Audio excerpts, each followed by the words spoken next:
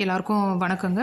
இன்றைக்கி வந்து கஷாயம் என்ன கஷாயம்னா இரும்பல் சளி குளிர்காலம் இல்லைங்களா, குளிர்காலத்தில் வர எல்லா பிரச்சனைக்கும் வந்து சீதளம் பிடிச்சிருக்கும். யாரோ ஒருத்தராவது வீட்டில் வந்து இரும்பிட்டு இருப்பாங்க, தும்மிக்கிட்டு இருப்பாங்க, த்ரோட் இன்ஃபெக்ஷன் இருக்கும்.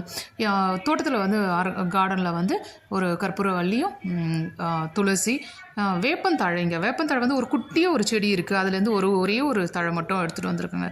அந்த ஒரு கொத்து சொல்லுவீங்களா, அந்த ஒரு கொத்து எடுத்துகிட்டு வந்திருக்கேன். தண்ணியை வந்து நல்லா காய்ச்சிட்டு தனியா, சீரகம், மிளகு, மஞ்சள் பொடி, அதுக்கப்புறம் வந்து இந்த இலையெல்லாம் போட்டு ஒரு 5 நிமிஷம் கொதிக்க வச்சுணுங்க. கொதிக்க வச்சுட்டு இது வந்து இதில் அளவு வந்து ரொம்ப முக்கியங்க. பெரியவங்களுக்கு வந்து ஒரு அரை டம்ளர்லேருந்து ஒரு 3/4 டம்ளர் வரைக்கும் குடிக்கலாம். சின்னவங்க அப்படின்னும் போது ஒரு 5 வயசு தாண்டி அவங்க வந்து ஃபுட்டெல்லாம் நல்லா சாப்பிட்றாங்கன்னா அவங்களுக்கு வந்து இன்னும் கொஞ்சம் கம்மியாக கொடுக்கலாங்க. அளவு வந்து ரொம்ப முக்கியம். நல்லதே கூட அதிகமாக யூஸ் பண்ணோம்னா கெட்டதாக மாறிடும்.